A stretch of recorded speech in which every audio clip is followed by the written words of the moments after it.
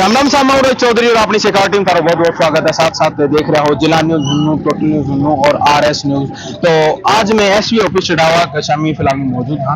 तो जो पीछे डबल मर्डर को एक कांड हुए थे गांव बजावा के अंदर, जो बेरहमी हुए जो है एक मर्डर हुए तो बेरहमी हो हत्या कर दी गई थी। एक पति पत्नी ने जो है बहुत ही धारदार हथियारों काट दिया गया है। आज एसपी साहब को खुलासों करता है बताई है कि जो उनका ही परिवार के अंदर भतीजे और उनका दोस्त मिलकर जो है कांड ने अंजाम दियो। बताया जा रहा है कि भतीजे जो आपको गुनाह कबूल करो है वो कुछ ऐसे तरीके हो करो है कि जको आपस के अंदर पारिवारिक जो मैटर है जमीन को कुछ विवाद हो वो अंदर पक्ष न लेने के कारण जो है उन्हें यो मर्डर करो। एक साथ साथ जब भी वो घर आया करते जो उनको दुर्व्यवहार थो, जो उनका काफी टाइम खलन लाग रहे थे, जब उन्हें यह बताई कि जो आरोपी है यानी कि जो वो खूनी है उन्हें काफी समय से प्लान बना रखो, लगभग गैलरी 4 महीना हो उन्हें प्लान बना रखो तो पर लेकिन अंजाम जो है कुछ दिन पहले दियो। एक साथ साथ ही जो उनकी प्लानिंग थी वह आगे उनका जो मृतक का पुत्र है नरेंद्र उन्हें भी मारने की थी, पर आगे उनकी जो है वह हिम्मत को नहीं जय कांड को नहीं। तो आज एसपी साहब जो खुलासो करो है तो आइए के लेटेस्ट अपडेट पावन खातर सारे चैनल सब्सक्राइब करो। राम राम सर। 31 जुलाई की सुबह हमारे पास ये सूचना आई कि मनरेला थाना क्षेत्र में बजावा गांव में एक बुजुर्ग दंपत्ति की काफ़ी निर्मम तरीके से किसी धारदार हथियार से हत्या कर दी गई है।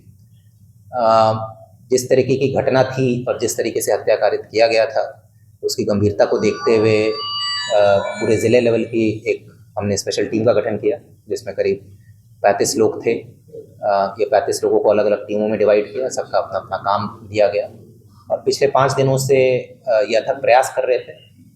करीब 200 से ज़्यादा लोगों से पूछताछ की इन्होंने, 160 से ज़्यादा सीसीटीवी फुटेज खंगाले गए। साथ ही साथ जो तकनीकी जो विश्लेषण करते हैं, चाहे वो CDR हो, BTS हो, टावर डंप एनालिसिस हो, वो सारा चीज़ कर रहे थे। और इन सारे प्रयासों के परिणाम स्वरूप आज हमने 2 जो मुख्य आरोपी हैं इस घटनाक्रम में उनको हमने गिरफ्तार किया है। इनके नाम नवीन और अर्पित हैं।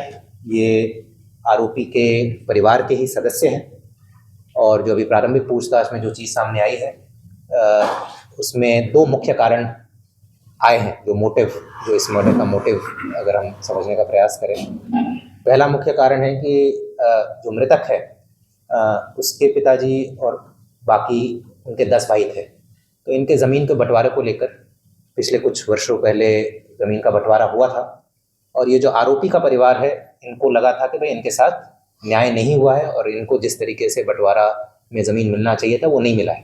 तो वो एक इनके मन में पहले से बात थी कि भाई हमारे साथ न्याय नहीं हुआ है। और ख़ासकर इस मृतक ने जब वो ज़मीन का विभाजन हो रहा था, प्रॉपर्टी का विभाजन हो रहा था, तो आरोपी पक्ष को सपोर्ट नहीं किया था, दूसरे पक्ष को सपोर्ट किया था। तो इसीलिए इनके मन में मृतक के प्रति एक गुस्सा था।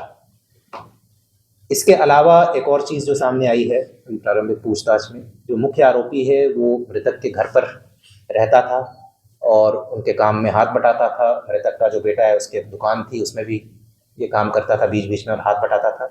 मगर जब वो रहता था तो मृतक और उसके बेटे और उनके परिवार के द्वारा इसके प्रति व्यवहार सही नहीं था। बहुत बार इसे धुतकार दिया जाता था या इसकी बेइज्जती करते थे, इसे नीचा दिखाया जाता था, जिसकी वजह से इसके मन में एक अंदर से काफ़ी नफरत पैदा हो गई मृतक और उसके परिवार के प्रति। तो ये काफ़ी दिनों से ये प्लान कर रहा था कि एक तो जो ज़मीन संबंधित जो विवाद था और जो प्रॉपर्टी का विभाजन था उसमें भी हमारे साथ अन्याय हुआ, उसमें भी मृतक ने हमारा सपोर्ट नहीं किया, और साथ ही साथ मृतक और उनकी वाइफ और जो उनका बेटा है उनका बर्ताव भी मेरे प्रति अच्छा नहीं था। तो ये दोनों मोटिव को ध्यान में रखते हुए काफ़ी दिनों से ये प्लानिंग कर रहा था कि एक तो मृतक और उनके पत्नी को मारना है, साथ ही साथ इसका इरादा उसके बेटे को भी मारने का था। और उस दिन भी इसने कुछ देर इंतज़ार किया था कि बेटा अगर घर से निकलेगा तो उस पर भी इसका वार करने का प्लान था। प्लानिंग कुछ महीनों से कर रहा था पर फाइनली अभी 30 तारीख की रात को ये अपने एक सहयोगी के साथ यहाँ आया और इस घटना को अंजाम दिया। गिरफ्तारी गुड़गांव से किया है। ये पिछले 1.5 साल से गुड़गांव में डिलीवरी बॉय की नौकरी कर रहा था और ये घटना कारित करने के बाद वापस गुड़गांव चला गया। इसमें अभी फिलहाल हमने एक बाइक जब्त की है जो कि मृतक के पुत्र का था और ये घटना करने के बाद अपने साथ गुड़गांव ले गया था, छिपाया हुआ था कहीं पर। साथ ही साथ अभी प्रारंभिक पूछताछ में जो हथियार का इस्तेमाल हुआ है उसके बारे में खुलासा हो गया है, अभी जब्ती हम करेंगे।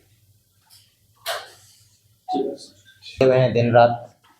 हाँ, तो हमारे SHO साहब, CO साहब, DS की टीम, थाने की टीम, जितने भी साइबर की टीम, काफ़ी मेहनत की, क्योंकि ये बहुत ही चुनौतीपूर्ण केस था। कोई इसमें साक्ष्य नहीं था हमारे पास।